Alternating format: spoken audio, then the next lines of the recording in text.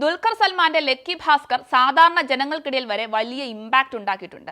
1980-90 കാലഘട്ടത്തിൽ മാസം 6000 രൂപ മാത്രം സാലറിയുള്ള കടബാധ്യതകളും കുടുംബഭാരവും ചുമലിലേറ്റിയ സാധാരണ ബാങ്ക് ഉദ്യോഗസ്ഥൻ പെട്ടെന്നൊരു ദിവസം കോടീശ്വരനായി മാറിയ കഥ. പെട്ടെന്ന് പണമുണ്ടാക്കിയ ലക്കി ഭാസ്കർ കണ്ട് പ്രചോദനം ഉൾക്കൊണ്ട് പണം സമ്പാദിക്കാൻ ഹോസ്റ്റലിൽ നിന്നും ഒളിച്ചോടിയ വിദ്യാർത്ഥികളാണ് ഇന്നത്തെ താരങ്ങൾ. ഇതിനു മുൻപും പല സിനിമകൾ കണ്ട് അത് ആവർത്തിക്കാൻ ശ്രമിച്ച നിരവധി സംഭവങ്ങൾ ഉണ്ടായിട്ടുണ്ട്. ആന്ധ്രാപ്രദേശിലെ വിശാഖപട്ടണത്താണ് സംഭവം നടന്നത്. സെന്റ് ആൻസ് ഹൈസ്കൂളിലെ 9ാം ക്ലാസ് വിദ്യാർത്ഥികളായ 4 പേരാണ് ഹോസ്റ്റലിൽ നിന്നും ഒളിച്ചോടിയത്.